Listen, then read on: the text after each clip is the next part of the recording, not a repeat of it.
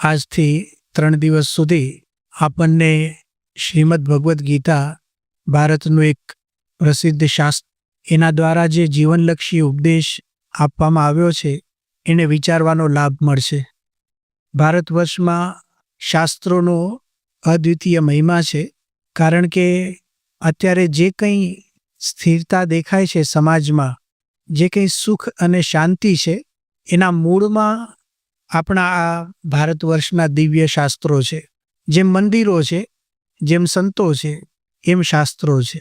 જો આપણી પાસે શાસ્ત્ર ન હોય, એક કલ્પના કરો કે ભારતમાં એક પણ મંદિર ન હોય, એક પણ સંત ન હોય અને એક પણ શાસ્ત્ર ન હોય, તો ભારત શું હોય?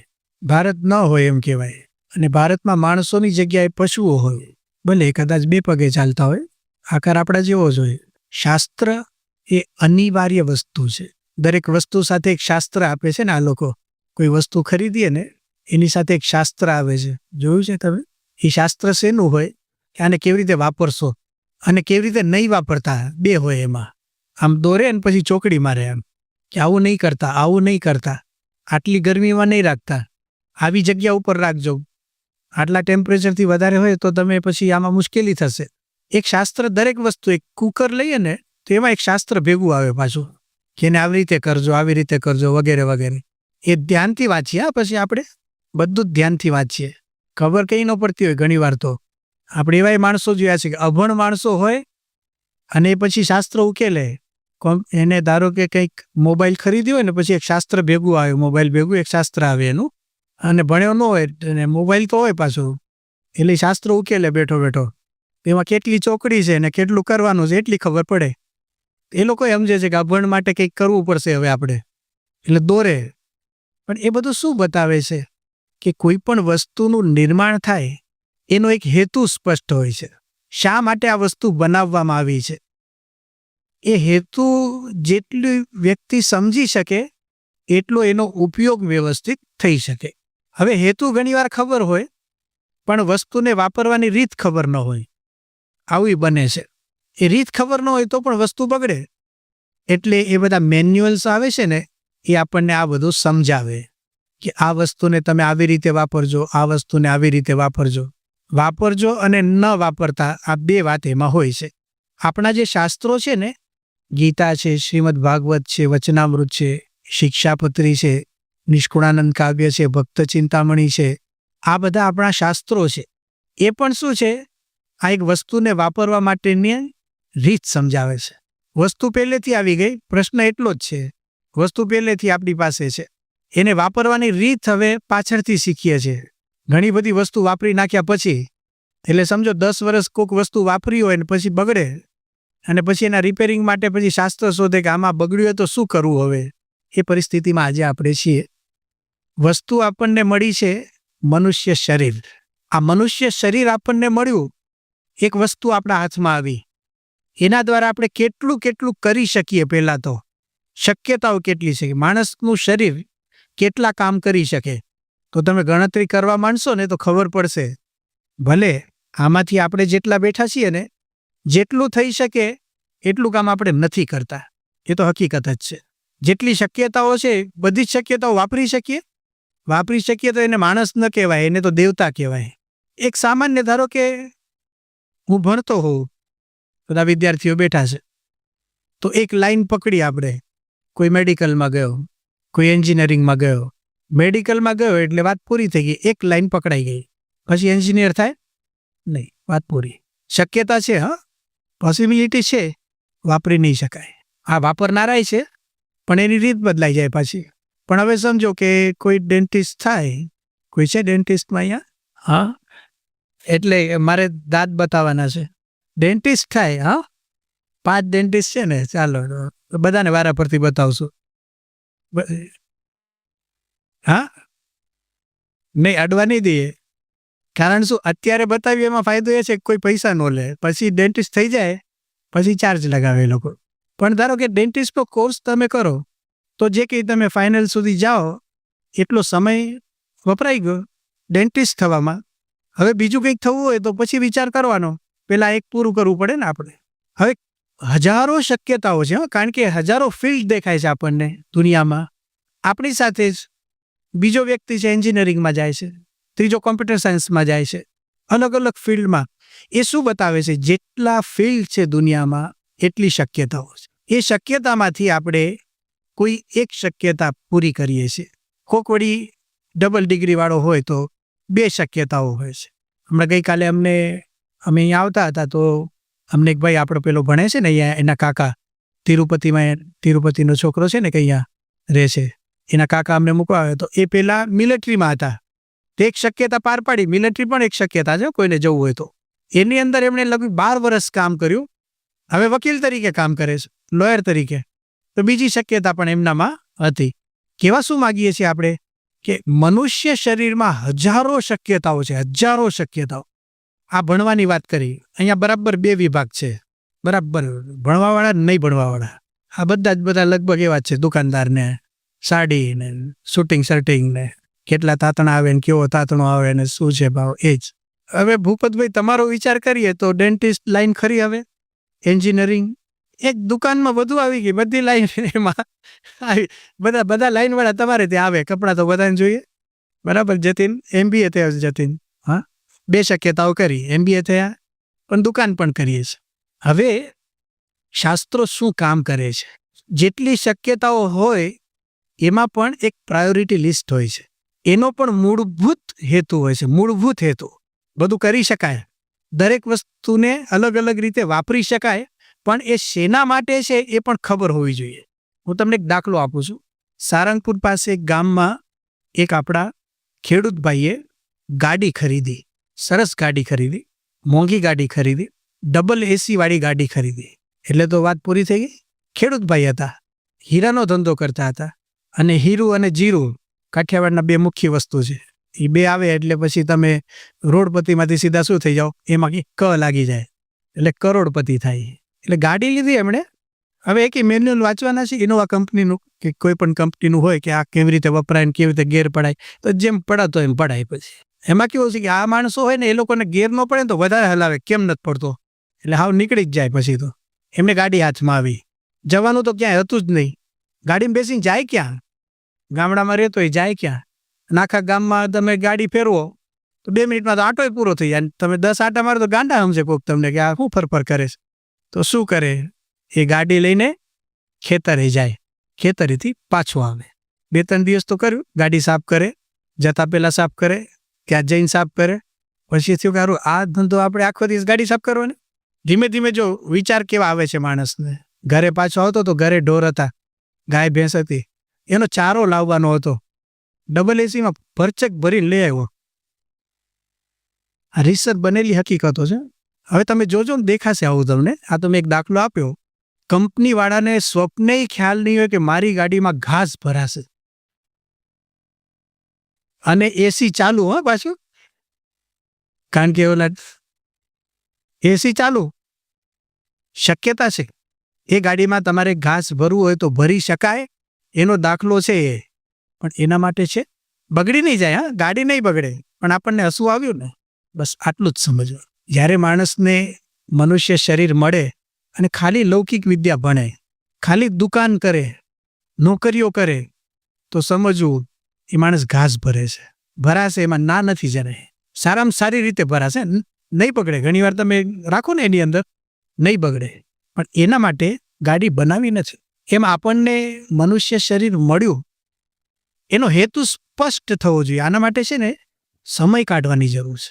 મોટા મોટા માણસો આમાં ભૂલ કરી બેસે છે. અત્યારે દુનિયાની અંદર એક જ મંત્ર ચાલે છે, એક જ મંત્ર છે કે જીવનમાં કરવા જેવું શું છે? બોલો, પૈસા કમાઓ.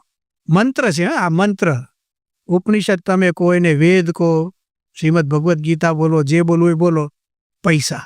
કોઈ ભજન ગાય છે ને, પૈસા પૈસા પૈસા, આ જગતમાં જ્યાં જુઓ ત્યાં સૌને વાલા પૈસા.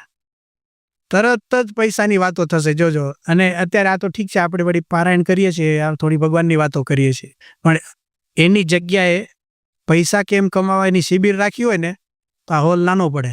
હોલ તો નાનો પડે, પણ આપણે ફ્રી રાખવી પડે. મફત નહીં રાખવાના કોઈને, ચાર્જ લગાવવાનો. ચાર્જ ભરીને આવે. કેમ? પૈસાની વાત થવાની છે ને. કંઈક તો જાણવા મળશે. લોકો શું સમજે, કંઈક તો ભલે 5 રૂપિયાનો ફાયદો થતો હોય તો થવા દો ને. હવે છે ને એવી ટેવ પડી ગઈ છે, સવાર પડે એટલે પૈસાના જ વિચાર. હવે કોકને બાપા ના પાડે, સ્વામી બાપા એમ કે ભાઈ તું સવારે ભગવાનને યાદ કર, તો આપણું મન શું કે ખબર છે? તમને ખબર પડે છે કેમ ચાલે છે? લો, આ તો તમારું ભગવાન પૂરું પાડે, અમારું કોણ પૂરું પાડે? પણ તું ભગવાન તો ભજી જો એકવાર, અમારું જેમ પૂરું પાડે એમ તારું નહીં પાડે?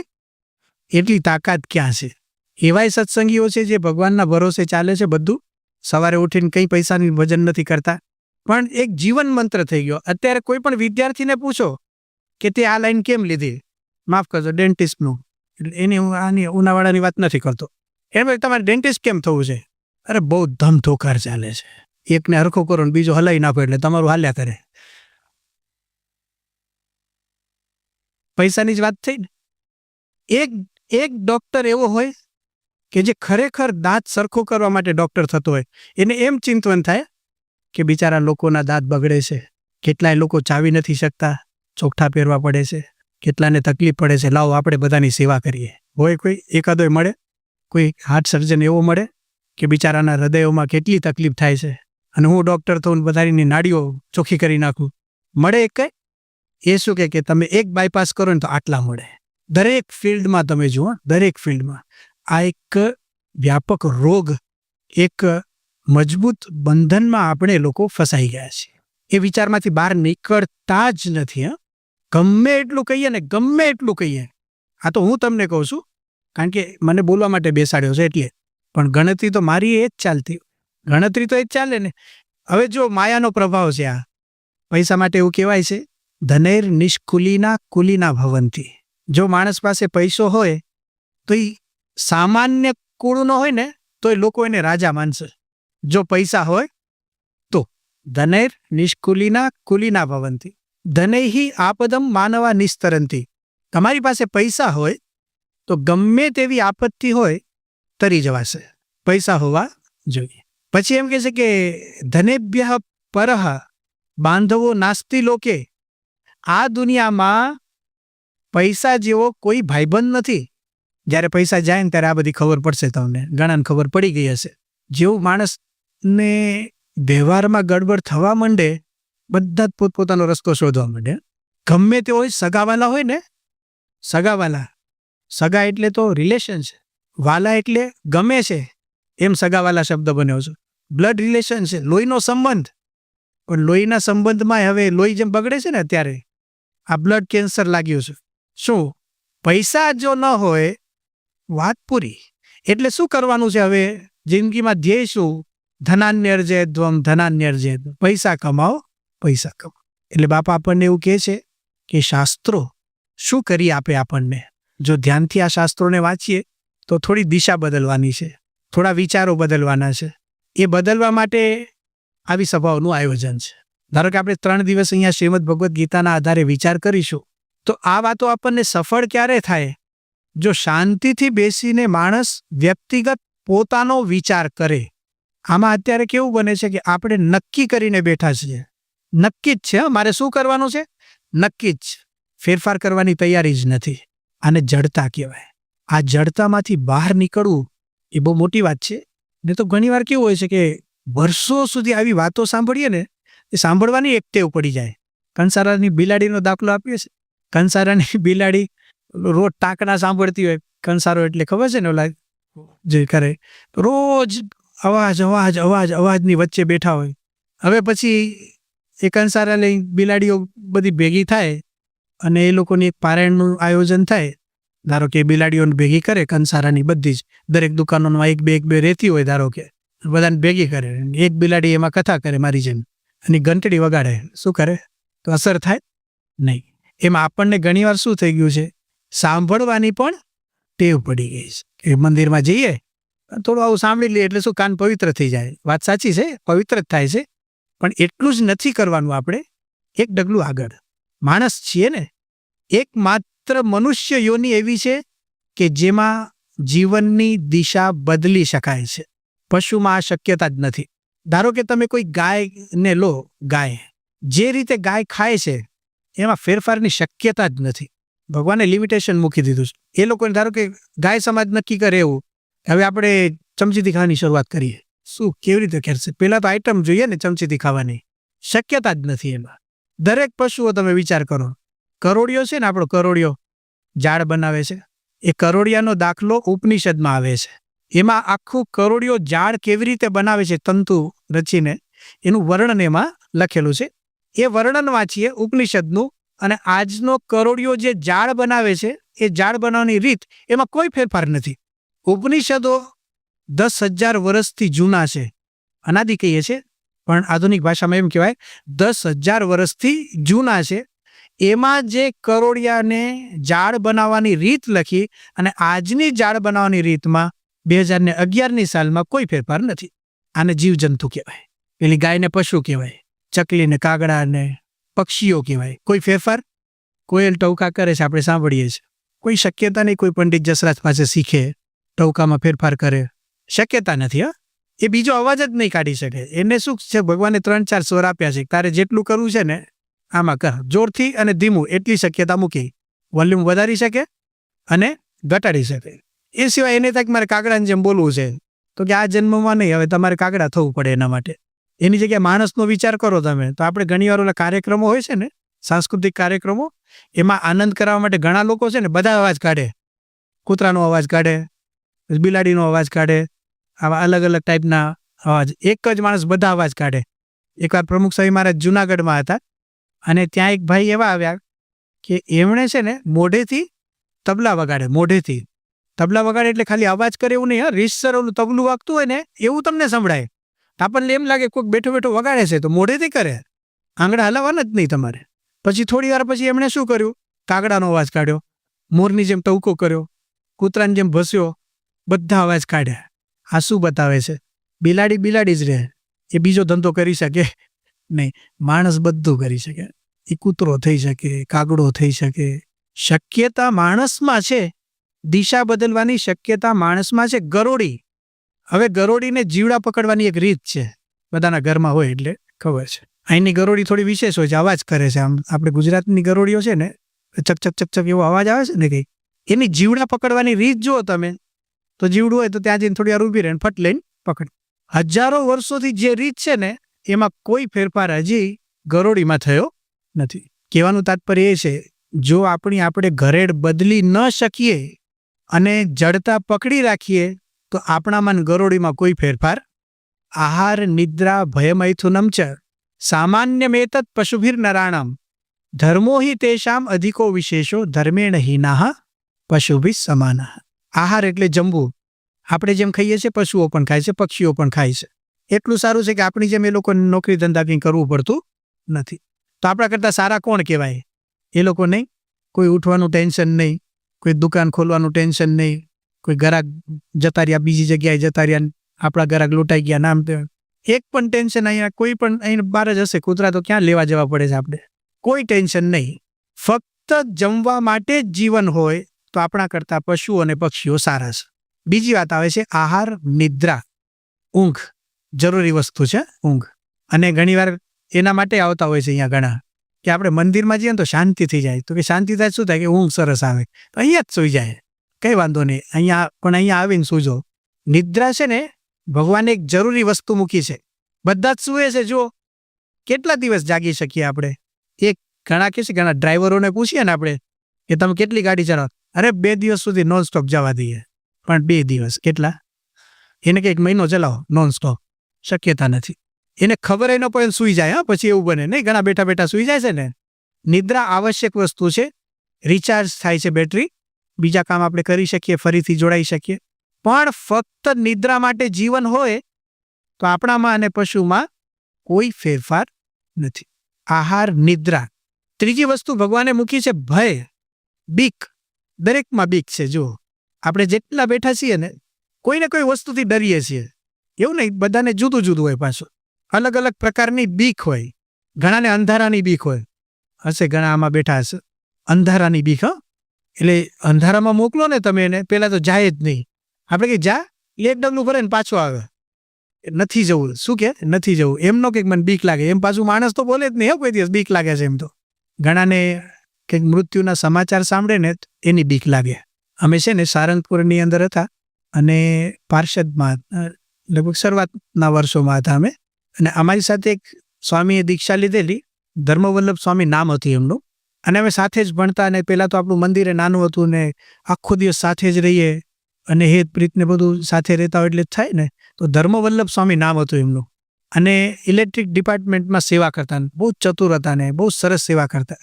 તો સારંગપુરમાં તમે જૂનું સારંગપુર જોયું તો પાછળ એક કૂવો હતો નાહવા માટેનું, એમાંથી બધા મંદિરમાં પાણી જતું, કુંડ કહેતા અમે, બાપા પણ એમાં નાહેલા છે. તો ઊંડો કુંડ હતો અને એ ઇલેક્ટ્રિકનું કંઈક રિપેરિંગ કરતા હતા, એટલે મોટર સબમર્સિબલ પંપ ઉતારે ને તો ઉપરથી પડી ગયા નીચે, તેમને સેજ માથામાં વાગ્યું, બ્રેન હેમરેજ થયું, ધામમાં ગયા. હવે એ ધામમાં ગયા એટલે અમારા માટે અમે બધા નવા નવા સંતો થયેલા. તો જીવનમાં કોઈ દિવસ કોઈ મૃત્યુ પામેલા વ્યક્તિને અમે નજીકથી જોયેલા નહીં. એવા અમે લગભગ 10-15 જણા આવ્યા હતા કે મૃત્યુને આમ તમે જુઓ કોકને જોયેલું જ નહીં ક્યારે. ને આ પહેલો જ પ્રસંગ ને જેની સાથે રહેતા હોય ને આવું બધું બને, અને એમાંય પછી તો એમને બહાર લાવ્યા, પછી પંચામૃત સ્નાન કરાવ્યું, પછી એને પૂજન આપણે બધું કરીએ. તો ચાંદલો કરવો હોય તો આપણને આનંદ થાય કે નહીં? અત્યારે બધું ચાંદલો કરવો હોય તો કેટલો આનંદ થાય, પણ અત્યારે હું ધામમાં જતો રહો તો પછી ચાંદલો કરવો એટલે વિચાર થાય, પછી સારું આ કેવું વિચિત્ર લાગે, એમ અમને થોડુંક થયું એવું. પણ પછી શું થયું કે અગ્નિ સંસ્કારનો બધો વિધિ થયો. અમે બધા સંતો છે ને, આપણા ભક્તિસાગર સ્વામી પણ, હું, પછી ઘણા બધા 8-10 સંતો, અમે રોજ રાતના સારંગપુરની પાછળ બીજો બગીચો હજી પણ છે, એ બગીચાની અંદર અમે રાતના જઈએ. 9:30 અમારી ચેષ્ટાને બધું પતી જાય પછી રાતના 11:15 વાગ્યા સુધી રોજ વાંચીએ. રોજ ભણ્યા હોઈએ ને જે એને રિપીટ કરીએ બેઠા બેઠા. પણ ક્યાં જઈને? બગીચામાં જઈને. ત્યાં ટ્યુબલાઇટ મૂકેલી.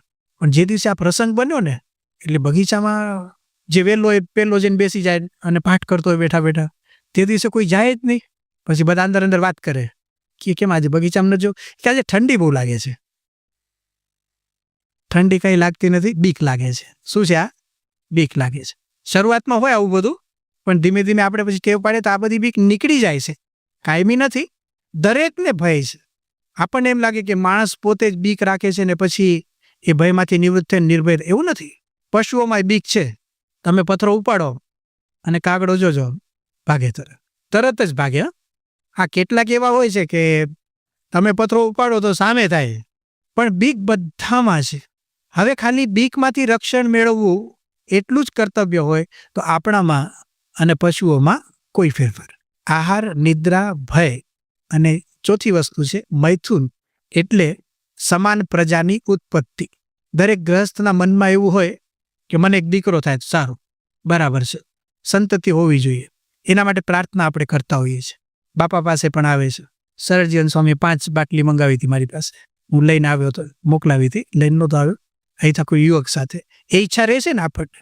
પણ વિચાર કરીએ, હું આ બધી ઈચ્છાઓનું ખંડન નથી કરતો, હા, પણ એક વિચારવાની દિશા આપણે જોઈએ છીએ. શાસ્ત્રો આપણને શું સમજાવે છે? કોઈ પણ ગૌશાળામાં તમે જાઓ, કોઈ ગાયે ક્યારે માનતા માનેલી હોય દીકરા માટે? નહીં. કોઈ ડુક્કર છે, કોઈ કૂતરા છે, પશુ પક્ષીઓ, જુઓ ભગવાને રચના જેવી કરી છે એવી સંતતિ ઉત્પન્ન થાય. જો એટલું જ કર્તવ્ય હોય તો આપણામાં અને પશુમાં કોઈ ફેરફાર નથી. હવે આની બહાર નીકળવાનું છે, આટલા સિવાયથી હવે બહાર નીકળવાનું છે. એ વસ્તુ કઈ છે? ધર્મ. ધર્મ એટલે આધ્યાત્મિકતા. આપણે 3 દિવસ સુધી શ્રીમદ ભગવદ્ ગીતા શાસ્ત્ર છે. શાસ્ત્ર આપણને જીવનનો મુખ્ય હેતુ સાબિત કરી આપે છે કે આ મનુષ્ય શરીર મળ્યું છે એ બીજા શરીરો કરતાં જુદું છે. અનંત શક્યતાઓ ભગવાન એમ કહી, રસ્તો બદલી શકાશે. પહેલાં આ વિચાર હોવો જોઈએ. એક દરબાર હતા, અને દરબાર કાઠિયાવાડના દરબાર હોય ને એટલે પાવર હોય એનામાં. રાજપાટ સિવાય બધું જ હોય એના પાસે, બધો જ પાવર હોય. રાજપાટ જતા રહ્યા એટલે અત્યારે આપણે એમ કે બહુ તમે બાપુ ઉદાર દિલ, તમે તો બધું જ આવવા દીધું. હા બાપુ કે આપણે બધું આપી દીધું, ખાવાય રાખ્યું નથી હવે કંઈ. પણ પાવર એટલો જ હોય, તુકારે ન બોલાવાય બાપુને, ભલે ગમે તેમ, પણ તમે તુકારે વાત નહીં કરવાની. બાપુ ચાલતા હતા એકદમ, એમની ચાલ ગજગતી, અને આમ રાજાની જેમ ચાલે, ગમે તેવું ધીરજ જ, દોડવાની તો વાત જ નહીં. એમાં એકવાર ટ્રેનમાં જવાનું હતું, અને ટ્રેનમાં એક જગ્યાએથી બેસીને બીજી જગ્યાએ જવાનું હતું, રાજકોટથી વડોદરા. બાપુ રાજકોટના હતા. રાજકોટ સ્ટેશને પહોંચવાની તૈયારીમાં બાપુ હાલતા હતા, અને ત્યાં ટ્રેન ઉપડી તો કોકે કીધું બાપુ આ ટ્રેન ઉપડી, જરા ઝડપથી હાલો. બાપુ કે ટ્રેનને જવું હોય જાય, બાપુની ચાલમાં ફેરફાર નહીં થાય. આપણા જીવનમાં આપણી ચાલમાં કોઈ ફેરફાર જ કરતા નથી. એક ટ્રેન નહીં, 10 ટ્રેનો જતી રહી. જેમ થતું એમ થાય, જેમ થતું હોય એમ. આ માનસિકતામાંથી બહાર નીકળીએ ને તો કંઈક સુધારો થાય. આ સત્સંગ છે ને એની રીત જ જુદી છે. કેમ આપણા સ્વભાવો બદલાતા નથી? બદલાતા નથી નહીં, વધતા જાય છે. માન વધતું જાય છે, ઈર્ષ્યા વધતી જાય છે, ક્રોધ વધતો જાય છે, કામ વધતો જાય છે. કેમ? બાપુ ચાલમાં ફેરફાર કરવા માંગતા નથી. શ્રીમદ ભગવદ્ ગીતાનો વિચાર એટલે ચાલમાં ફેરફાર, અંતરદ્રષ્ટિ. આપણે એને શું કહીએ છીએ? અંતરદ્રષ્ટિ. શાસ્ત્ર શબ્દનો અર્થ જ એવો છે, શાસ્તિ ચ ત્રાયતે ચૈત શાસ્ત્રમ. જે આપણને શાસ્તિ એટલે બચાવે, જે આપણી ઉપર શાસન કરે.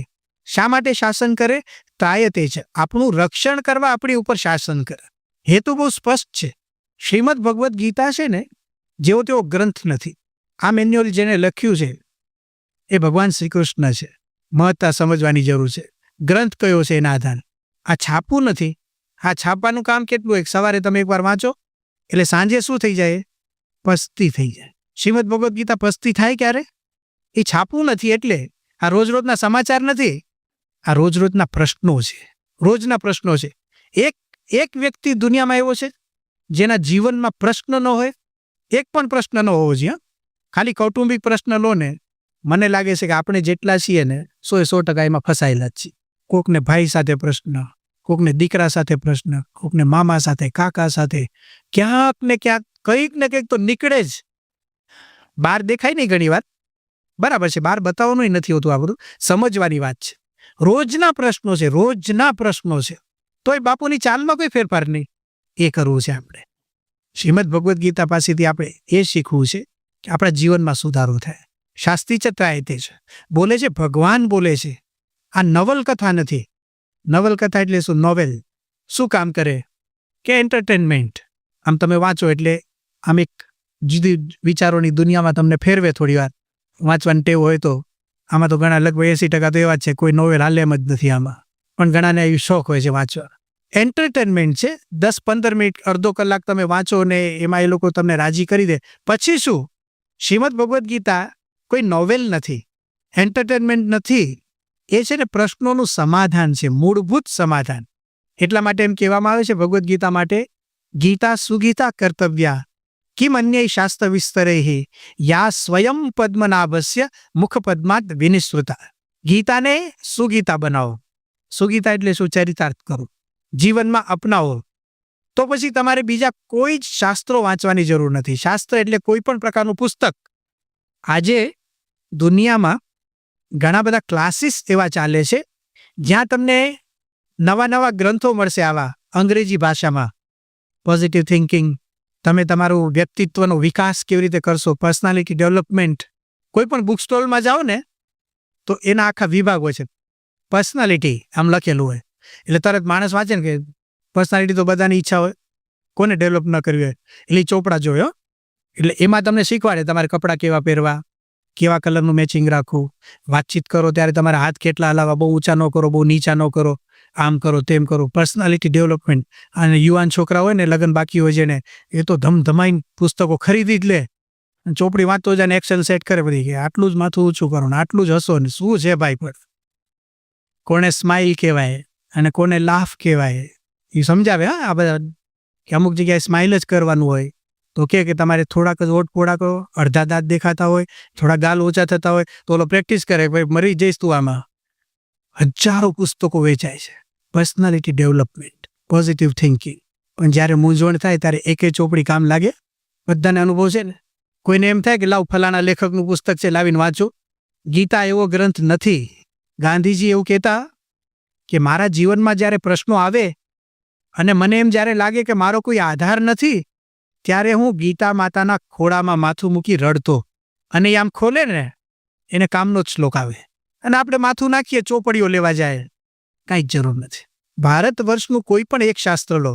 આજે આપણે ગીતા ઉપર વાત કરીએ છીએ, પણ કોઈ પણ લો.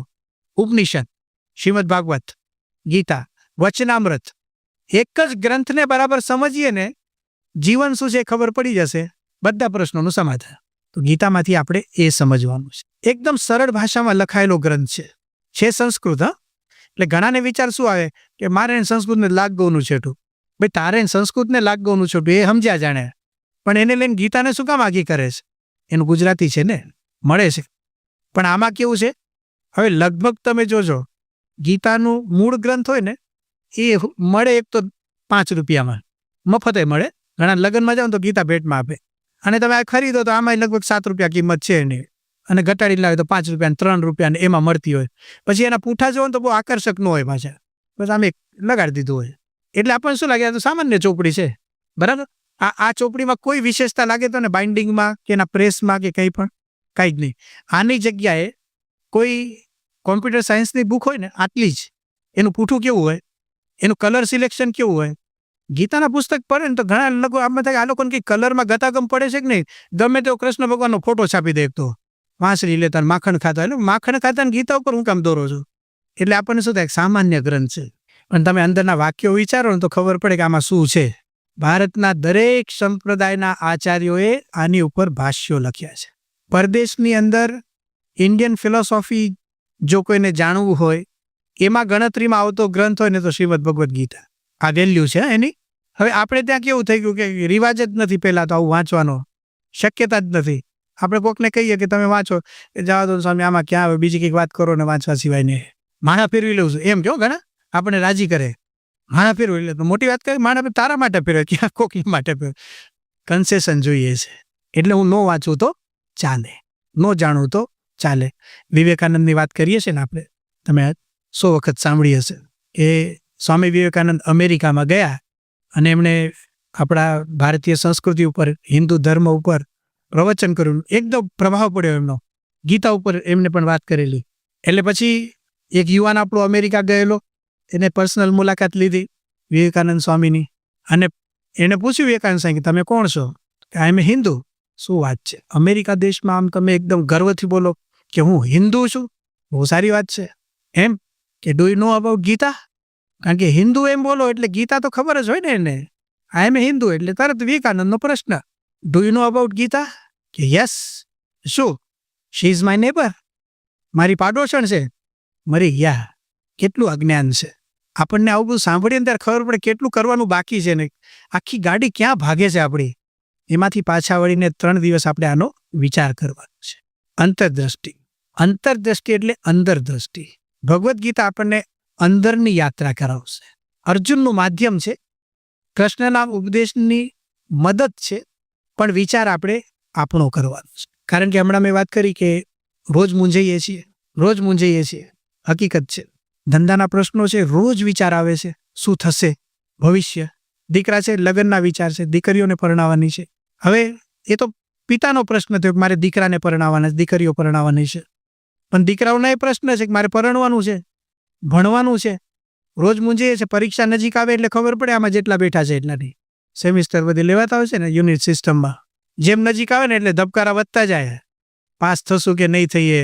અને પછી મૂંઝવણમાં શું થાય, લખતી વખતે જ ભૂલે.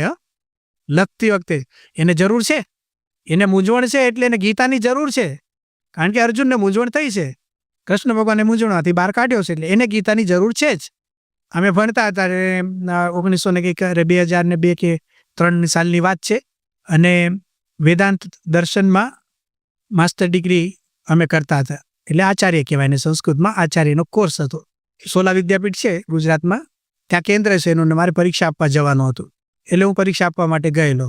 અને એ વખતે કેવું બન્યું કે મારી બાજુમાં એક સંસ્કૃત લિટરેચરનો વિદ્યાર્થી, BA કહેવાય ને, એટલે શાસ્ત્રી પ્રથમ વર્ષમાં આવે, એ BAનો સ્ટુડન્ટ હતો. બાજુમાં બેસીને લખતો હતો.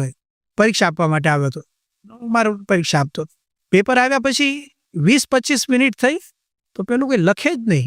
આપણને દેખાય જ કરું કે લખતો જ નથી. આ હશે હવે જે આપણે શું, હું મારું લખ્યા કર. તો ધીમે રહીને છે ને કે ઓમ નમઃ શિવાય, ઓમ નમઃ શિવાય એવો અવાજ આવે. બેઠો ઓમ નમઃ શિવાય બોલે. એટલે મને ખ્યાલ આવી ગયો કે આને કંઈ યાદ આવતું નથી. એટલે બિચારો ધાર્મિક હતો, એટલે ઓમ નમઃ શિવાય કરતો. થોડી વાર થઈ ને એટલે એને ઓમ નમઃ શિવાય બંધ કર્યું, કારણ કે શંકર ભગવાને કંઈ મદદ કરી એટલે એણે મનમાં એમ થયું હશે કે આ શંકર ભગવાન કામ નહીં કરે, પણ મારી બાજુમાં ગણપતિ બેઠા છે એ કામ કરશે. એટલે એણે મને કીધું, મને કે સ્વામી આ જો ને મને કંઈ ખબર નથી પડતી. હવે મેં પેપર જોયું અને મારા ધબકારા વધ્યા. આમાં તો આપણે મરી જઈએ, પણ પેપર જ જોયું, પ્રશ્નો જ્યાં. એટલે મને યોગીજી બાદ યાદ આવ્યા કે આપણે ચોરી કરવી નહીં અને બીજાને એ મૂંઝવણ શું થઈ કે મારે આને રાજી કરવો કે યોગી બાપાને રાજી કરવા. એક બાજુ દયા આવે તમને કે આને કંઈ આવડતું મેં જો મને ખબર હતી એમાંથી ઘણી, પણ આપણને તો કે એનું જે થયું થાય. પછી મારી પરીક્ષા પછી યોગી બાપા રહેવાનું નાખો દાડો તો. એટલે આપણા મા બાપ તો એ જ કહેવાય ને. એટલે કીધું મને કંઈ ખબર પડતી નથી. એટલે શંકર ભગવાને મદદ ન કરી, મેં ન કરી. એટલે એને તો થઈ ગયું હશે કે દુનિયા આવી જ છે. આમાંથી ઘણા થઈ જાઓ કે બધા સ્વાર્થી ભેગા થયા છે ને આમ છે ને તેમ છે. એ વિચાર ન કરે કે તું વાંચ્યા વગર આવ્યો છું. પણ લોકોને એમ થાય બધું. પછી શું થયું, થોડું થોડું એને કંઈક જેમ તેમ લખતો હશે. એ છોકરો છે ને 6 લીટર પાણી પી ગયો. ઓલા બિસ્લરી બોટલ આવે છે ને, 6 બાટલા પાણી પી ગયો. તરસ લાગતી હતી? ના, તરસ નહોતી લાગતી. એને બીક લાગતી હતી. એના અંદરના વિચારો છે ને, એ વિચારોથી ગળું સુકાતું હતું. હકીકત છે. હવે અંદરના વિચારો શરીર ઉપર અસર કરે છે. ઘણાને અનુભવ થઈ ગયો હશે. હાથ પગ ઢીલા થઈ જાય, બીક લાગે ને, માણસ ધ્રુજવા માંડે, હાથ પગ ઢીલા થઈ જાય. ગુસ્સામાં આવે ત્યારે થાય છે ને, બધું પરિવર્તન થઈ જાય આખું. ગુસ્સો આવે, માણસ ભાન ભૂલી જાય. યોગીજી મહારાજ કહે છે, હમણાં બોધકથામાં જોયું હતું મેં કે 2 ભાઈઓ હતા, ભેગા જ રહે, અને કંઈક નાનો પ્રસંગ બન્યો હશે ઘરમાં, કંઈક ઝઘડાનો. તો મોટો ભાઈ નાના ભાઈને કે મને ઓળખસ? યોગી બાપા કે નહીં ઓળખતા. એક જ માના પેટે જન્મ લીધો, નહીં ઓળખતા. પણ ગુસ્સો આવે ને, બધું આ રોજના પ્રશ્નો છે. આમાંથી નીકળવું છે તો ગીતાની મદદ લેવી પડશે. અર્જુને મૂંઝાણો છે, પાછો પડ્યો છે, નથી કરવું ત્યાંના નિર્ણય ઉપર આવી ગયો છે, રડ્યો છે. હા રીસા, હજારો માણસોની વચ્ચે રડ્યો છે. આપણે જોઈશું એમાં. આપણે રડીએ છીએ, પાછા પડી જઈએ છીએ. તો સમજવું કે આપણને આવા ગ્રંથોની જરૂર છે. એના માટે અંતરદ્રષ્ટિ. અંતરદ્રષ્ટિ એટલે અંદર દ્રષ્ટિ, વ્યક્તિગત પોતાની મુલાકાત. આજે આપણે સવારે ઉઠીએ અને સાંજ સુધી તમે કલ્પના કરો કેટલા માણસોને મળતા હશો જતીન? ઓછામાં ઓછા 100. હા રૂપેશભાઈ, કાલે ગણજો. સવારથી રાત પડે ત્યાં સુધી. આમ ઓલું આપણે ગણવાનું રાખીએ છીએ ને, મંત્ર ગણવાનું નહીં આવે છે, એક મશીન આવે છે, એવું એક મશીન રાખવાનું સવારથી ભેગું. એકને મળ્યા ટીક. 100થી વધારે માણસો. રીતો જુદી જુદી છે. ઘરમાં ઉઠીએ એટલે ઘરનો સમુદાય આપણને મળે. જય સ્વામિનારાયણ બોલીએ કે જય શ્રી કૃષ્ણ, જે બોલતા હોય આપણે 5-7 જણા, તો એ 5 ટીક કરવાનો કે 5ને મળ્યો હું આજે. પછી આપણે બહાર નીકળીએ એટલે આપણા ભાઈબંધોને મળવાનું થાય. ઘણા રસ્તા ઉપર આમ બાઇક લઈને જતા હોય ને, અલગ અલગ રીતે. કેટલાકને હાથ ઊંચો કરીને મળે એટલે સમજી લેવાનું કે ભાઈ જય સ્વામિનારાયણ. કેટલાકને એટલી ફુરસદ નો એટલે માથું હલાવે કે હા હા કઈ વાંધો. એ ગણતરીમાં ગણાય પાછું. કેટલાકની સાથે બેસીને ચા પીવામાં આવે, નક્કી જ હોય અડધી વાંધો નહીં. ઓફિસમાં તમે જાઓ, ફાઇલ વર્ક તમે કરો, બધા આખો સ્ટાફ તમને મળે. કોઈ બિઝનેસમેન હોય, કોઈ નોકરિયાત હોય, બધા તમે સાંજ સુધી મળો. બસ મુલાકાત ઉપર મુલાકાત. 100થી વધારે માણસોને મળીએ છીએ. બાપા આપણને એમ પૂછે, 100થી વધારે માણસોને તું મળ્યો, પોતાની જાતને કેટલા મળે છે? કોઈ એપોઇન્ટમેન્ટ ખરી? ડૉક્ટર માટે એપોઇન્ટમેન્ટ કે તમે ગુરુવારે 10 વાગે આવજો, હાજર થઈ જાઓ. 10:05 તો પહોંચી ગયો હોય. ડૉક્ટર છે ને, વકીલ એપોઇન્ટમેન્ટ કે આવજો શુક્રવારે કેટલા વાગે, કે રાતના 11:30 પહોંચી જાય. કેમ? વકીલ છે ને. કેટલાને એપોઇન્ટમેન્ટ આપીએ છીએ, કેટલાની એપોઇન્ટમેન્ટ લઈએ છીએ. આત્માનું શું? કોઈ દિવસ પોતાનો વિચાર કરવા બેઠા? બેસવું છે, બેસવાની જરૂર લાગે છે. ત્યાંથી પ્રશ્ન શરૂ થાય છે. ગમે ત્યારે જીવનમાં પ્રશ્ન આવશે. એક જ પ્રશ્ન આખી જિંદગી ઉખાડીને ફેંકી દેશે.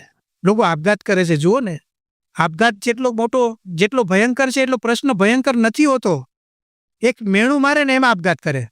પેલું રીંગણાનું શાકનું આપણે દાખલો આપીએ છીએ ને, શું નામ હતું પેલા રીંગણાનું શાકવાળાનું? લવ્યો દરજી. હા, લવ્યો દરજી. પ્રશ્ન મોટો કહેવાય. રીંગણાના ભાવ કેટલા હોય વિચાર કરો. હાલો, તમે એમાં ભરો તો સોનું ચાંદી જ નથી ભરવાનું. શું ભરવાનું હોય એમાં? ચણાનો લોટ ભરવાનો હોય. બહુ તમે સિંગદાણાનો ભૂકો નાખો, એમાં વઘાર કરી થોડું ખાંડ નાખો, તોય ટોટલ તમે એના પૈસા ગણો કેટલા થાય એક ભરેલા રીંગણાના? પૈસાનો પ્રશ્ન નથી, રીંગણાનો પ્રશ્ન નથી. પ્રશ્ન શેનો? સહન શક્તિનો. એમાં જેને કુએ જ પડી, બોલો. એટલે પછી યોગી બાપા કે પાછો રીંગણાનો વઘાર 12 વર્ષે બેઠો. એ રીંગણાનો વઘાર એટલે પેલી તો ગઈ જે હતી ઘરવાળી, એની કુવામાં પડીને મરી ગઈ. 12 વર્ષે બીજી મળી, પણ બીજી મળ્યા પછી એ ગુણભાઈ ધ્યાન રાખવું પડે. રીંગણા આવે એટલે ચેતી જવાનું કે એક ગઈ છે મારી, આ બીજી ન જાય. હવે લગ્ન કરતી વખતે જ મનોમન નક્કી કરે કે આ તો જેવા રીંગણા આપે ને એવા ખાઈ લેવા છે, બાયફા વગર આપે ને તો કાચે કાચા ખાઈ જશે. હવે તમે વિચાર કરો, એક રીંગણું આપઘાત કરાવી શકે એ શક્યતા ખરી? પ્રશ્નો છે ને સામાન્ય લાગે છે, પણ એના પરિણામ સામાન્ય હોતા નથી. સામાન્ય પ્રશ્ન પણ જીવનમાં મોટી હોનારત સર્જી શકે છે. એટલે આપણે આ વિચારો કરવાની જરૂર છે. કોઈ એમ માનતો કે અંતરદ્રષ્ટિ શું કામ કરવી ને તમે બધાને બેહાડીને ટાઈમ બગાડો છો. ટાઈમ નથી બગાડતા, સમજતા નથી ને એટલે ટાઈમ બગડે છે.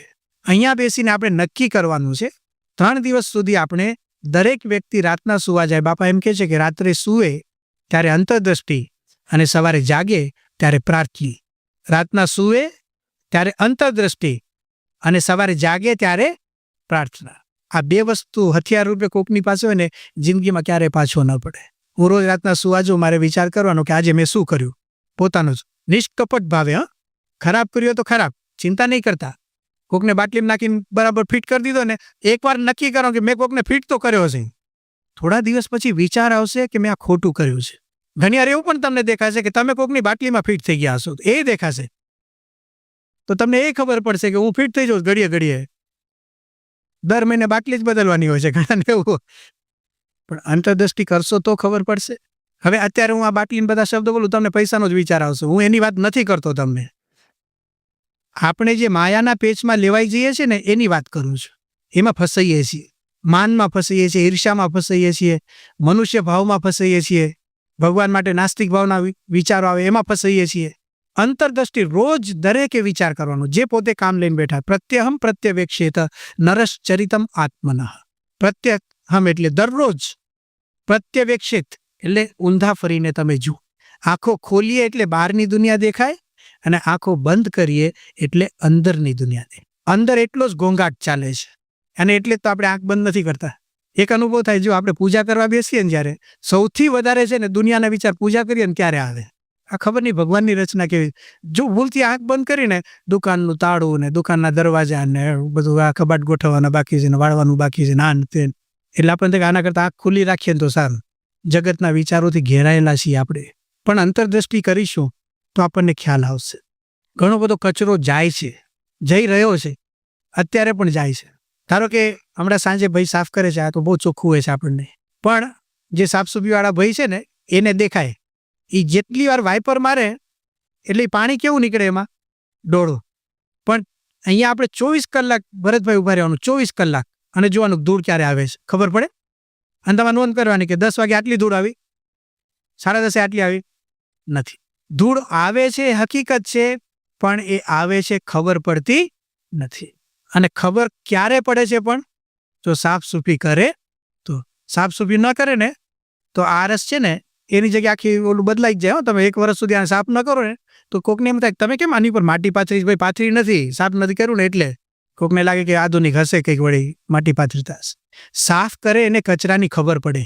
સાફસૂફી શરૂ કરી જોજો ચંદુભાઈ એકવાર, એટલે ખબર પડશે કે આમાં વાઇપર તો હાલે એમ જ નથી, પહેલાં તો પાવડા લાવવા પડશે. આંખ ખુલ્લી રાખીને જઈએ છીએ, બરાબર. એક વિચાર કરો હવે કેટલો કચરો જાય છે, ગણતરી કરીએ. મારી તમારી બધાની છે આ, એમ નહીં સમજતા કે હું તમને કહું છું. આપણે બજારમાં જઈએ છીએ અને આપણી આંખ સામે બધી વસ્તુઓ દેખાય છે, બધી સારી હોય, 2% સારી નહીં હોય, બરાબર છે ને. અને 2% જે સારી છે એ તો જોતા જ નથી પાછા આપણે. સારામાં સારી છે ભગવાન. અહીંયા કેટલો ટાઈમ કાઢીએ, આવીને ઠાકોરજી આગળ ઉભા રહીએ, પછી આપણને થાય કે હવે તો બહુ થઈ ગયો, કેટલુંક પછી ઉભા રહેવાનું હોય. એની સામે કોઈ જગતની વસ્તુ હોય અને કેવી રીતે જુએ છે માણસ. કચરાનો ધોધ, વાવાઝોડું આવ્યું હોય ને જેમ, એમ અત્યારે વાવાઝોડા ચાલે છે. પ્રમુખ સાહેબ મહારાજે અમને એક વખત પત્ર લખેલો, અહીંયા અમે બેંગ્લોર હતા ને એ જ વખતે. તો યોગી બાપાનું વાક્ય યાદ કર્યું કે યોગી બાપા કે મુંબઈ જેવા શહેર છે ને એ માયાનગરી કહેવાય. એમાં કોઈ માથું ઊંચું કરે એટલે માયા ઘૂસી જાય. અને આ વાત હકીકત છે. આમ તમે બોર્ડ વાંચો ને, હવે અત્યારની એક પણ જાહેરાત એવી નથી જેમાં કચરો ન હોય. તો જાહેરાતો તમે જુઓ, કંઈક વાંચન તમે છાપું લઈને જુઓ, કોઈ ન્યૂઝપેપરની જગ્યાએ તમે કોઈ મંથલી કોઈ માસિક જુઓ, ભણવાના પુસ્તકો જુઓ, બધે જ કચરો અને જાત જાતનો. હવે આપણે આ સાફસૂફી નહીં કરીએ તો કેટલું ભરાશે. આ તો આંખની ગણતરી, હવે કાનની ગણતરી મૂકો. ખાઈએ છીએ આ જીભ, એનો તો કંટ્રોલ જ અઘરો છે. એટલી મજા આવે ને ખરેખર. આ સ્વાદ વસ્તુ એવી છે ને ગમે તેવો એકાદ વાર તો પડે. ભગવાનની દયા શું છે આપણા મંડળ ઉપર, જે જૂના સત્સંગી છે ને આપણા બધા જ, ધારો કે આ ગુણવંતભાઈ છે, આ પારેકોટનું ને કોઠારી કોટનું આ બધા બેઠા છો ને તમે, એ બધામાં કોઈ લાગતું નથી, 1% નથી એમ. પણ પછી જનરેશનનો વિચાર કરવો પડે. એમના દીકરા ને એના દીકરા ઘરમાં નહીં ખાતા હોય, પણ બહાર તો શ્રીજી મહારાજ જાણે, કોકના લગ્નમાં ગયા હોય ત્યારે. હવે ગુણવંતભાઈ કોઈના પણ લગ્નમાં ગયા હોય તો હું તમને લખીને આપી શકું, એ ખાય જ નહીં, બરાબર. પણ એમની 5 પેઢી પછી મારે અત્યારે લખીને આપવું પડે કે ગુણવંતભાઈ દીકરાનો દીકરો જતીન ને એના આગળ આમ તેમ કરી પછી નહીં જ ખાય, એ જોખમ. કઈ કારણ શું? દુનિયાનો પ્રભાવ છે. હવે આપણે ચેતવાનું છે, અંતરદ્રષ્ટિ કરવાની છે. એ વખતે શું થશે? પાછું પડી જવાશે. આ ન થાય, લોકલાજ નડશે, આવું ન થાય, આવું તો કરવું જ પડે, આવું તો કરવું જ પડે. એટલે સમજવાનું કે બાપુ ચાલ બદલવા માંગતા નથી. ભગવદ્ ગીતામાં અર્જુનને આ જ પ્રશ્ન થયો, આવું કેમ કરાય? આવું કરીએ તો લોકોને કેવું લાગશે? આપણે અધર્મી જેવા લાગીશું. આવું બધું બોલે છે. કૃષ્ણ ભગવાને કીધું તું તારો બકવાસ બંધ કર, મને બધી ખબર છે. ભગવાનને કહે છે. એ તો આનું વિચિત્રતા એ છે, ઉપદેશ હજી જેવા તેવાને આપે તો બરાબર. અર્જુને ઉપદેશ શ્રી કૃષ્ણ ભગવાનને પહેલો અધ્યાય આખો ઉપદેશ એને આપ્યો છે. બીજા અધ્યાયથી ભગવાનને ચાન્સ મળ્યો. પહેલો અધ્યાય આખો 47 શ્લોક છે ને, કોઈ ખાલી પહેલો અધ્યાય વાંચે ને તેને એમ લાગે આમાં તો અર્જુન બોલે છે, તે અર્જુન જ બોલે છે, પણ ભગવાનને બોલવા દેતો ને. પ્રશ્નો જીવનમાં આવ્યા છે, પણ એ પ્રશ્નોમાંથી ઉગરવા માટે કૃષ્ણ ભગવાને જે ઉપાયો બતાવ્યા છે ને, એનો સંગ્રહ આ નાનકડી પુસ્તિકામાં છે. એને આપણે 3 દિવસ સુધી આ ભૂમિકા રૂપે હું તમને કહું છું કે આ સામાન્ય જેમ ઓલી કથા બેહાડી હોય ને, જે ખબર છે ને, આપણે એમ બોલે કે શું છે કે ભાગવતની કથા બેહાડી છે એટલે કથા બેહી ગઈ સમજવાની, હવે ઊભી ન થાય. એમ શ્રીમદ ભગવદ્ ગીતાની પારાયણ બેહાડી નથી. એ દર વખતની જેમ આપણે ચાલતા આવતા હોઈએ ને, ના. એક નાનકડું પણ પરિવર્તન. જીવન છે ને, જીવન એક ચિત્ર છે, આપણે જ દોરવાનું છે. યાદ શું રાખવાનું? એ જે ચિત્ર છે ને એ આપણે જ દોરવાનું છે, બીજો કોઈ નહીં દોરે. એક નાની લીટીનો ફેરફાર માણસને રડવામાંથી હસતો કરી નાખે. સાચું ખોટું? કોઈ એક ચિત્ર હોય, ઘણા આટલા નાના ચિત્રો હોય છે, ઓછી લીટીવાળા, આમ ગોળ સર્કલ હોય, 2 આંખો દોરેલી હોય, એક નાનકડું નાક. એને રડતો કરવો અને હસતો કરવો, એમાં એક જ લીટીને ઊંધી અને સીધી કરવાની છે, બરાબર. રડતો કરવો હોય તો કેવી રીતે દોરાય? આમ દોરો એટલે રડે, અને એને ફેરવીને તમે આમ આમ દોરો એટલે શું કરે?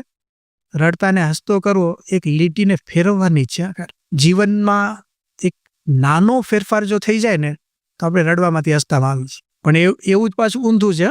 જો નાનો ફેરફાર થઈ ગયો તો શું થઈ જાય? હસવામાંથી રડવા. જીવન ચિત્ર છે, આપણે જ દોરવાનું છે. નાની નાની લીટીઓથી ફેરફાર કરવાના છે, બહુ મોટી વાતો નથી કરવાની. જીવનલક્ષી ફેરફારો છે, બધા કરી શકાય છે, દોરી શકાય છે, એમાંથી આનંદ લઈ શકાય છે. જીવન છે ને એક સંગીત છે એમ સમજો, પણ આપણે જ ગાવાનું છે. કોઈ બીજો સંગીતકાર આપણા જીવનને નહીં ગઈ બતાવે. હવે ગાવામાં કેવું છે? સંગીતમાં એક સૂરમાં ફેરફાર કરો ને તો રાગ બદલાય છે. દિવસનો રાગ હોય ને એ રાતનો થઈ જાય, એક સૂરનો ફેરફાર થાય. ઘણી વાર તમે હવે એ સૂરની વાત તો સંગીતકારો એને ખબર પડે, પણ સાધારણ રીતે તમે સમજો કે અમુક કેવા કે એકદમ કરુણ લાગે. તમે આમ સાંભળો ને સંગીત, એવા અમુક ગીતો સાંભળો ને તો એકદમ કરુણ, એટલે આપણે આમ હસતો હોય ને તો ધીમે ધીમે હસતો બંધ થઈ જાય. મ્યુઝિકની અસર હોય. પછી હસતો બંધ થાય પછી થોડી વાર થાય ને સુનમુન થઈ જાય, હજી કલાક ચાલે ને તો રડવા માંડે. સંગીતની અસર છે. જીવન આપણે લઈને બેઠા, જીવન એક સંગીત છે. સૂરો બદલવાના છે. રડવાના સૂરો છે ને એમાંથી હસવાના સૂરો કરવાના, પણ બીજો કોઈ નહીં કરે. કહેવાનો તાત્પર્ય એ છે, એ આપણે જ કરવાનું છે. દરેક વ્યક્તિએ કરવાનું છે, આપણે જ કરવાનું છે. ને આપણે કરી શકીએ. આપણે જેટલા બેઠા છીએ ને અહીંયા બધા નક્કી કરીએ. કોઈ ધંધો કરતો હોય, ધંધામાં પ્રશ્ન હોય તો આજે નક્કી કરે કે મારા બિઝનેસમાં આ પ્રશ્ન છે, આ પ્રશ્ન મારે સોલ્વ કરવો છે, એવું નક્કી કરે. કોઈ નોકરી કરતો હોય ને એને બોસ સાથે પ્રશ્ન થાય છે, એ આજે નક્કી કરે કે મારા જે પ્રશ્ન છે ને આ પ્રશ્નો છે, મારે એને સોલ્વ કરવા છે. છોકરાઓ ભણે છે, અનંત જાતના પ્રશ્નો છે, એને થાય કે મારે આ પ્રશ્ન સોલ્વ કરવો છે, નક્કી કરે અને જો કાલે સોલ્યુશન મળશે. આપણે નિરાતે બેઠા નથી. મૂળ પ્રશ્ન શું છે? જે અત્યારે શાંતિથી વાત સાંભળીએ છીએ ને, નથી એવું. વિચારો દુનિયાના ચાલે. એટલે શરૂઆતમાં કેવું કથા થાય ને જ્યારે, તો પહેલાં આપણે ધૂન પ્રાર્થના કરીએ. દરેક કથામાં પહેલાં શું આવે? ધૂન પ્રાર્થના. એ શું કામ હોય ધૂન પ્રાર્થના? ખબર છે? સીધી કથા ચાલુ કરો ને તો તમે દુકાન વધારીને આવ્યા હોય, હવે એ સીધા આવ્યા હોય, તો આપણું મન છે, માણસનું મન છે કે થોડી એમાં સ્વિચ પાડો એટલે બંધ થઈ જાય ને તરત. વિચારો સાથે જ ચાલતા આવતા હોય. ઘણા તો વિચારોમાં રોજની ટેવ હોય ને તો મંદિરની જગ્યાએ ઘરે પહોંચી જાય પછી યાદ આવે કે મંદિરે જવાનું હતું. કેમ આવું થયું? વિચારો. ઘણાને એવું હોય પાછું ઘરેથી મંદિર આવવાનું હોય ને તો રોજે દુકાન જવાનું ટેવ હોય ને તો ભાનમાં આવે ને ત્યારે દુકાનમાં બેઠા કાઉન્ટર ઉપર કે એટલે મંદિરે જવાનું તો સારું કે હવે સાંજે જઈશું. વિચારોમાં આપણે આવીએ છીએ. દુકાન વધારીને કોઈ ભણીને આવે, કોઈ નોકરીથી આવે, આવીને અહીંયા બેસે એટલે મન સ્થિર થાય, તરત ન થાય. એને થોડી વાર લાગે છે, થોડી વાર લાગે. શાંતિથી આવીને આપણે એકાગ્ર મન કરીએ એટલે પછી ધૂન પ્રાર્થના થાય ને એ 10-15 મિનિટ જાય એમાં. એને નકામી નથી પાછી, એવું નહીં સમજતા કે એમને જ બધું આ ટાઈમ માટે સેટ કરેલું છે. એમાંય ભગવાનના શબ્દો છે ને, ભગવાનનું નામ લેવાથી મન સ્થિર થાય. પ્રાર્થના સાંભળીએ એટલે મન સ્થિર થાય અને પછી આપણને કથા સાંભળવાનો આનંદ આવે છે. એની જગ્યાએ તમે જુઓ અત્યારે બીજા વિચાર શરૂ થઈ જાય ને તો હું ગમે એટલું બોલું ને કંઈ સંભળાય જ નહીં. ધારો કે દુકાનેથી આવ્યા પછી આપણે તાળું મારીએ, પછી તાળું મારીને શું કરીએ આપણે? લગભગ એક ટેવ શું હોય છે આપણે આમ તાળું માર્યા પછી હા ખેંચી જોઈએ, બરાબર ને? હવે એ છે ને તાળું મારી દીધું હોય, બધું પાક્કું કામ થઈ ગયું, પછી અહીંયા આવીને બેસે અને બરાબર અત્યારે 10 ને 20 થઈ છે, હવે તો ઘણો ઓછો સમય છે, પણ ધારો કે આવીને બેઠો ને 20-25 મિનિટ જાય પછી એને છે ને શંકા પડે કે મારું અમે તાળું માર્યું પણ ખેંચ્યું કે નથી ખેંચ્યું. એની કથા ગઈ હવે વાત પૂરી જ. એટલે એને છે ને અમારું મોઢું ન દેખાય, આવડું મોટું તાળું દેખાય. ખેંચવાનું બાકી છે, ખેંચવાનું બાકી છે. અને જો વિચાર બળવાન થાય, એ વિચાર પરિપક્વ અવસ્થાને પામી ગયો, અહીંથી ઊભો થાય કે ક્યાં જાઓ છો? આવું છું. પાછું એમ ન કે તાળું ખેંચવા જાઉં છું. કોઈ દી સાચા જવાબ તો માણસે આપ્યા જ નથી. ક્યાં જાઓ છો? કે આવું છું. એ તમને ખબર છે તું આવવાનો છે, એ આપઘાત કરવાને જ જતો, એ તમને ખબર છે. આ વિચારો જુઓ, એ વિચારોને શાંત કરવા છે ને સતત મારો જોઈએ. સતત મારો હોય ને તો જ આપણે આ બધા ગ્રંથો કામ કરે. એટલે આપણને આ તો ભગવાન દયાથી આપણે બાપાના સત્સંગી છે એટલે તમે અહીંયા આવીને બેસી ગયા, બાકી તો અહીંયા બેહાડવા છે ને આવે જ નહીં ને. તમે આવે જ નહીં. જોઉં છું, વિચારું છું, એવા જવાબ આપે ને પછી તો મેં નક્કી જ કર્યું કે હું મહિના પછી તો મારે 10 દિવસ તમારી સાથે જ રહ્યું છે ને. પણ આજની શું વાત કર ને, પણ મહિના પછી, પણ એ મહિના પછીના વાયદા એટલે એ જાણે કે હું ભૂલી જવાનું છે ને એ ભૂલી જવાનું અઘરું પડે છે આપણને. છે ને આ વિચારોમાં લાવવા અઘરું પડે. ઈચ્છા તો બધી બહુ છે. હમણાં આત્મતૃપ્ત સ્વામીની, આપણા આત્મતૃપ્ત સ્વામી અમારે સારંગપુરમાં છે, એમનું પ્રવચન અમે સાંભળતા હતા. અમે ત્યાં હતા ને તો રોજ કથા સાંભળે. અમારે સાથે જે સ્વામી છે ને એ તો એમાં છે ને એક દાખલો એમને આપ્યો વસોના વાઘજીભાઈનો. વસોના વાઘજીભાઈ હતા, ગુણાતીતાનંદ સ્વામીનો સમાગમ કરેલો, વ્યવહાર કરતા હતા આપની જેમ, 24 કલાક વ્યવહાર કરે, આમ વ્યવસ્થિત વ્યવહાર કરે, પણ મન ભગવાનમાં હતું એટલે વ્યવહાર બંધન ન કરે. એટલે આમ ટાઈમ થાય એટલે સૂઈ જાય, નિરાતે ઊંઘ આવી જાય, કોઈ ઉપાધિ નહીં. એમના પિતાશ્રી હતા. હવે એને થયું કે આ વાઘજી મારો દીકરો અને આટલું ભગવાન ભજે ને આટલું નિરાતે હોઈ જાય, આટલી શાંતિ, અને મને શાંતિ નહીં. એટલે એને ગુણાતીતાનંદ સ્વામીને વાત કરી કે સ્વામી મને વાઘજી જેવું ટાઢું કરો. તો ગુણાતીતાનંદ સ્વામી ખુશ થઈ ગયા કે આને વિચાર આવ્યો વાઘજી જેવું ટાઢું કરવાનો, એ તો તૈયાર જ હોય. સ્વામી કે કરીએ. કે શું કરવું છે? જુનાગઢ આવો. તો વાઘજીભાઈ કે અરે વાઘજીભાઈના પિતા કે એટલો ટાઈમ નથી પાછો, હોમ ડિલિવરી સર્વિસ આપું. ગુણાતીતાનંદ સ્વામી માની ગયા. બોલો જુનાગઢના મહંત કોઠારીને કેટલું કામ હોય, જુનાગઢનો વ્યવહાર કેટલો મોટો. એ વ્યવહારને છોડીને ગુણાતીતાનંદ સ્વામી વસો ગયા. પારણની અંદર 1000 માણસો આવવાના હતા ના. કેટલી વ્યક્તિ માટે? એક. કે મને વાઘજી જેવું ટાઢું કરો. ગુણાતીતાનંદ સ્વામી સંઘ લઈને પહોંચ્યા એના ઘરે. એટલે જેવા ગયા ને, તુલસીભાઈ એમનું નામ હતું, એટલે સ્વામીનો ઉતારો, અરે ઉતારો સાફ કરી નાખો બધા, કઈ તકલીફ પડવી ન જોઈએ, દૂધ લાવો, શાકભાજી લાવો, આમ લાવો ને તેમ લાવો, બધું કર્યું. પછી કે રસોઈ કોણ બનાવવાનું? સ્વામી કે ફલાણા સ્વામી રસોઈ બનાવે. બસ આવતીકાલે લાડુ, પરમ દિવસે જલેબી, આમ જેમ આખું મેનુ નક્કી કરી નાખ્યું. કારણ કે સ્વામી લગભગ 9-10 દિવસ રોકાવાના હતા. સ્વામીને કંઈ તકલીફ પડવી જોઈએ નહીં. પાણી માગે ને તો શું આપી દેવાનું? દૂધ આપી દેવાનું. તો સ્વામી ખુશ થઈ ગયા કે શું વાત છે. અને સ્વામી કરતા તો અમારી જે એમની હારે હોય તો કે આજે હવે 10 દિવસ તો આપણે મજા જ છે અહીંયા, કંઈ વાંધો નહીં. એમ કહીને તુલસીભાઈ તો જતા રહ્યા. સ્વામી કે તુલસીભાઈ ક્યાં જાઓ છો? સ્વામી તમને તકલીફ ન પડવી જોઈએ કંઈ, હું હમણાં આવું છું, એક બજારમાં આટો મારી આવું. હા, બજારમાં આટો મારવા ગયા, સાંજે 4 વાગે સ્વામીને બેહાડી દીધા ગાદલા ઉપર. વ્યવસ્થા વ્યવસ્થિત હતી, ગાદલું સરસ, ઊભો જ ન થાય એમાંથી, એટલે બીજી માથાકૂટ નહીં. અને 4:30 વાગે નીકળી ગયા તો રાત્રે સુવાના ટાઈમે આવ્યા, એન્ટ્રી લીધી. સ્વામી કંઈ તકલીફ નથી ને? ગાદલાનું કેમ છે? ઓઢવાનું કેમ છે? મસરતા નહીં? એ બધું તૈયાર છે, બસ નિરાતે હોઈ જાઓ. આજે જ આવ્યા છો, હજી આવતીકાલથી શરૂ કરશું. વાઘજી જેવું ટાઢું કરવું છો? સ્વામી કે સારું, કંઈ વાંધો નહીં, આવતીકાલથી કરીએ. પૂઈ ગયા. 1 દિવસ પૂરો. સવારના પોરમાં ઉઠે. સ્વામી માટે ગરમ પાણી છે ને? હા, જોજો ટાટા પાણીએ સ્વામિનારાયણ નહીં, આપણે ત્યાં આવ્યા છે, કંઈ કમી રહેવી જોઈએ નહીં, એમ કંઈ પાછા ગુમ થઈ જાય. સ્વામી કે તમે જાઓ છો ક્યાં? કે આ તો બજારમાં કાંટો મારી આવું. 1 દિવસ 2 દિવસ વાઘજી જેવું ટાટું કરો. સૂત્ર પાછું શું બોલાય રોજ? વાઘજી જેવું ટાટું. સ્વામીને વિચાર આવ્યો કે અહીંયા હું ક્યાં ફસાઈ ગયો આમાં. 9 દિવસ થયા અને પછી સ્વામી કહ્યું કે જો તુલસીભાઈ, આ તમારા લાડવા ને જલેબી ખાવા અમે નથી આવ્યા. ખાઈએ છીએ હકીકત છે, તમે આપો છો એટલે ખાઈએ છીએ, પણ એ ખાવા માટે અમે આવ્યા નથી. અને તમે કહો છો આ વાઘજી જેવું ટાટું કરો, પણ બેહો તો ટાટું કરીએ ને તમને. એક ક્ષણ એક કલાક પલાટી વાળીને બેહાતું નથી, શું ટાટું કરીએ? સ્વામીએ દાખલો આપ્યો કે આ હૃદય છે ને, આ હૈયું આપણું, એ કેટલું તપી ગયું છે. 1,00,000 મણ લોઢાની લોઢી એટલે આવે ને તવી, એ તપી હોય. 1,00,000 મણ લોઢાની, સ્વામીની વાતો લાખોમાં હોય. 1,00,000 મણ લોખંડની તવી તપી હોય, એની ઉપર 1 ગ્લાસ પાણી નાખવાનું, ઠરે? એ નો ઠરે. અસર કોને થાય? પાણીને અસર થાય. એ બિચારી વરાળ થઈ જાય, છમ બોલી જાય. પણ એને શું કરવું પડે? તો ગુણાતીતાનંદ સાંઈ કહે છે ગ્લાસ ને લોટા નો ચાલે, એમાં ગંગા જેવો ધરો હોય, ગંગા નદી જેવો. અને એની અંદર તમે 15 દિવસ મહિના સુધી આમ બોળે ને તો હવેલી જેટલી તો છોડ ઉડે નહીં.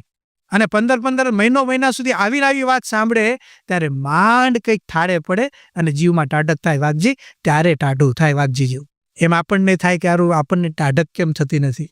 પણ લોઢી ગરમની ગરમ થતી જાય છે અને પાણી તો પડતું જ નથી, પાછું પડે તો હજી કંઈક હારો, કંઈ અસર નહીં, કોઈ ફેરફાર નહીં. એમ આપણે અહીંયા જે કરવા માગીએ છીએ ને, કરીને આ કરવાનું છે. શ્રીમદ ભગવદ્ ગીતા માટે એવું કહેવાયું છે, સર્વોપનિષદો ગાવો. બધા જ શાસ્ત્રો, ઉપનિષદ રૂપી જે શાસ્ત્રો છે એ બધા ગાય સમાન છે. સર્વોપનિષદો ગાવો દોગ્ધા ગોપાલ નંદન. એને દોનારા કોણ છે? શ્રી કૃષ્ણ ભગવાન પોતે. ઉપનિષદ રૂપી ગાયો છે, એને દોવે છે કોણ? શ્રી કૃષ્ણ ભગવાન પોતે. દોગ્ધા ગોપાલ નંદન. પણ ગાયને દોવે ને તો એની એક રીત છે, આપણે ત્યાં ભારતની રીત છે. તો શું? એનું વાછરડું હોય ને એને થોડી વાર દવડાવે, એટલે શું થાય કે ગાય માતા છે ને એ વાછરડાને જો એટલે એને વાલ ઉભરાય, પોતાની એનું વત્સ કહેવાય ને, એને વાલ ઉભરાય એટલે એના આંચળમાં દૂધ આવે, એટલે એ પારસો મૂકે. આપણે શું કહીએ છીએ ને, એ પારસો મૂકે. એને જોવે ને એટલે વાલ ઉભરાય એટલે પારસો મૂકે, એટલે પેલા વાછરડાને ધરવા. પછી માણસો એવા છે ને કે એને 2 મિનિટ બિચારાને થવા દે, પછી ખેંચી લે, ડોલ ભરીને લઈ જાય. એ તો એવું જ હોય ને, આપણે શું કહીએ, આપણા માટે જ ગાયો બની છે બધી. અહીંયા દક્ષિણમાં તો જર્સી જ હોય છે, દૂધ ભાવે નહીં તમને. એનું ઉપનિષદ ગાયો છે, શ્રી કૃષ્ણ ભગવાન દોનારા છે. વાછરડું કોણ છે? પાર્થો વત્સ.